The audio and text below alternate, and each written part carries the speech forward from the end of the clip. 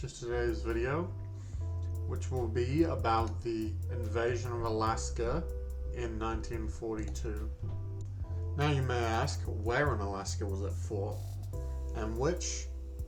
The battles were fought in the Aleutian island chain, in between sort of Russia, Japan, and China, or in between Russia, Japan, and the United States of America. Now let's go into when it was fought, in which it was fought in the World War II, of course, in June 1942, and the the campaign lasted 13 months, ending in May 1943 on Attu Island. Alright, well now let's go into who fought here.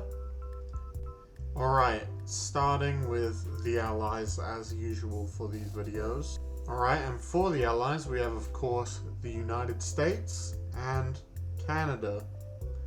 Now onward to the Axis, which we have Japan. Alright, now I will go over why I believe personally this map would make a great addition to Enlisted.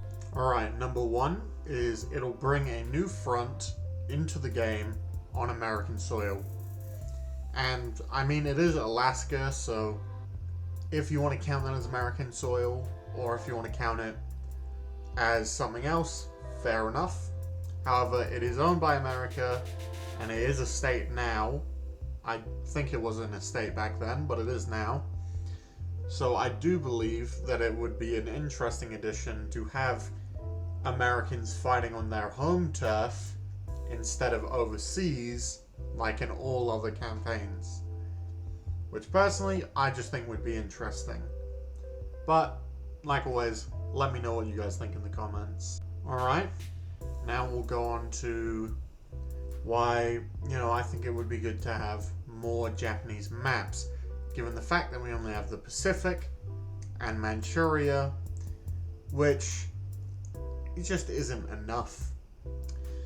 Like, I know that the Japanese weren't necessarily the biggest, they weren't like the biggest in terms of starting different campaigns where they could be seen in different things, or at least those campaigns did not go well for them.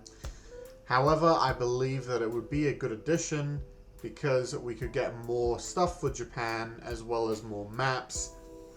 And I believe the maps are going to be very important when it comes to player retention, being able to have a variety of things instead of one thing or two things.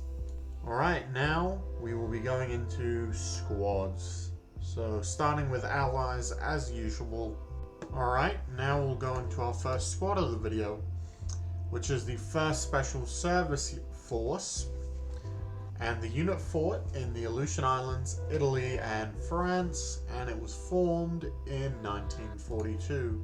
Alright, now we have the 153rd Infantry Regiment, which fought in the Aleutian Islands, and the unit was formed in 1890. Now we go on to Axis squads. Alright, next up we have the Japanese 301st Independent Infantry Battalion, which fought in the Aleutian Islands, and the unit formed in 1942. Next up we have the 303rd Japanese Independent Infantry Battalion. The unit fought in the Aleutian Islands, much like the other, and was also formed in 1942. Now, as per usual, I'd like to apologize because Japanese units I can never find insignia for. I'm assuming they just didn't have it. I'm not very sure about it though. And if you do have the insignia, please send it to me. But yeah, moving on. Alright, next segment will be equipment. So yep, I hope you guys are excited for this. First up, for the Allies / Canadians, we have the Blishlock semi-automatic Ross rifle. I'm assuming conversion. But yep, so just another Canadian thing that we could get in the game. hopefully / preferably with a Canadian squad, or as an event gun. I think both would make good options. Alright, now we have the Ross M1913 automatic rifle.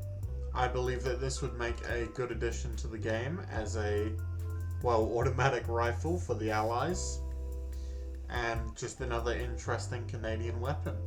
Alright, now for the Americans, we have the T-23E2, the big BAR, the 100 round, I believe, belt-fed BAR. I think that for a BR5 machine gun, this would make a great addition, as the BAR is an absolute beaut already in the game. Having a 100 round version would make it even better. Next up, we have the BAR anti-aircraft. That's right, another BAR. This was, of course, a BAR that was used for anti-aircraft purposes. However, it had a stock, trigger, and everything that you could theoretically use if you were an infantryman. So I believe it would make another good addition to the game. And the final American thing / Allies thing is the Marmon Harrington CTLS, which is a tankette that I believe would make a good addition for BR1 as a tank, or if they add a better way of doing the Rider class, I believe they could probably have it at a higher BR. But yep, that is it. Now we're moving on to the Japanese. Next up, we have the Marmon Harrington again, but this time a captured Japanese version because it makes my life easier. So, yep, now let's move on to the actual Japanese stuff. Alright, now we have the Type 14 Nambu Cold Weather, which is basically just a regular Type 14, but with a wrap to keep it warm, I guess. Next up, we have what I would assume could be a BR3 machine gun, or BR2, which is the Nambu type training rifle. I believe this would have been used for training Japanese soldiers, and I think it would make an interesting addition. Alright, as we all know, Lewis guns for everyone. It is the peak of engineering.